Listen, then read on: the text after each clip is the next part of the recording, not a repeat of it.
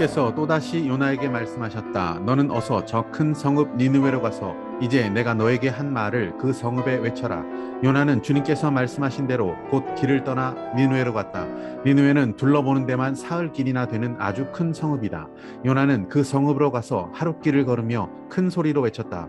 40일만 지나면 니느웨가 무너진다. 그러자 니느웨 백성들은 하나님의 말씀을 믿고 금식을 선포하고 그들 가운데 가장 높은 사람으로부터 가장 낮은 사람에 이르기까지 모두 굵은 베옷을 입었다.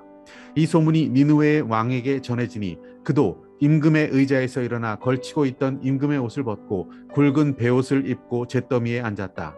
왕은 니느웨 백성에게 다음과 같이 선포하여 알렸다. 왕이 대신들과 더불어 내린 칙명을 따라서 사람이든 짐승이든 소떼든 양떼든 입에 아무것도 대서는 안 된다. 무엇을 먹어도 안 되고 물을 마셔도 안 된다. 사람이든 짐승이든 모두 굵은 베옷만 걸치고 하나님께 힘껏 부르짖어라. 저마다 자기가 가던 나쁜 길에서 돌이키고 힘이 있다고 휘두르던 폭력을 그쳐라.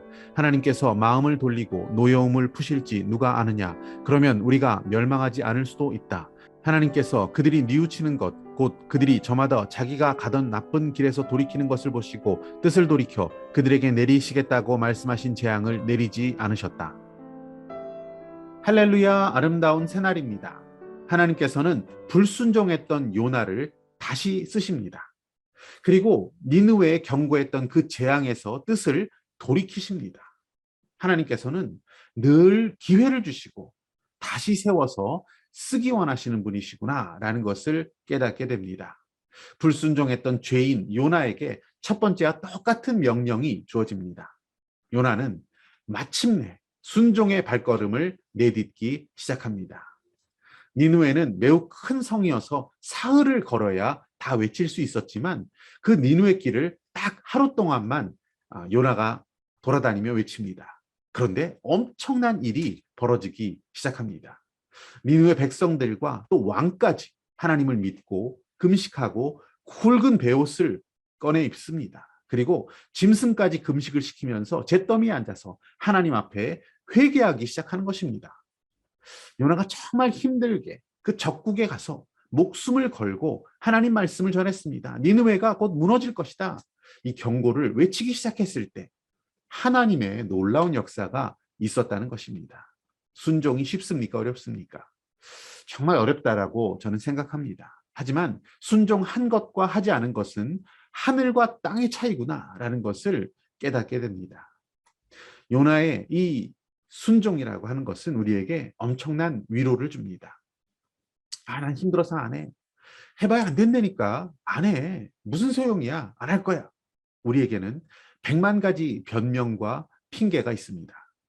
하나님의 명령에 그냥 순종하는 것보다는 더 좋은 아이디어, 더 근사한 것 같은 어떤 계획이 우리의 마음 가운데 떠오르기도 합니다. 하지만 우리가 주님 말씀대로 순종한다면 그 순종의 발걸음 가운데 하나님의 역사가 시작된다는 것을 요나가 우리에게 보여주고 있습니다. 그 순종의 결과는 정말 엄청났습니다. 그가 용기를 내어서 그 무시무시한 적의 나라에서 겨우겨우 하루 동안만 외칠 수 있었습니다. 제 마음 가운데 약한 니느웨 사람이 북이스라엘에서 온 나를 해치지는 않을까? 과연 이들이 하나님의 말씀이라는 것을 믿을까? 많은 생각들이 그의 마음 가운데 있었을지 모르겠습니다. 그럴지라도 순종하는 발걸음을, 그 떨리는 발걸음을 요나가 내디뎠습니다.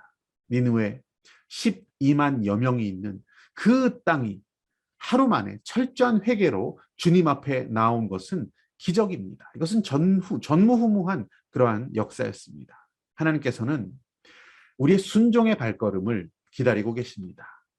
육신의 정욕, 안목의 정욕, 이생의 자랑에 매여서 질질 끌려다니고 하나님 눈 피해서 살 수 있을 거라고 가끔 착각하고 살아가고 있는 부족한 우리지만 돌이켜 하나님의 영광을 보며 설 수 있는 그 순종의 자리로 가기만 한다면 자빠지고 깨지고 넘어질 것이 두려워도 우리가 순종하겠다고 믿음의 발걸음을 옮기기만 시작한다면 하나님께서 영광으로 또 소망으로 달려갈 수 있는 그 힘을 우리에게 주실 것입니다.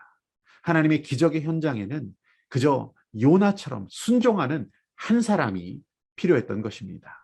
오늘 붙든 하나님 말씀과 믿음의 결단은 무엇입니까?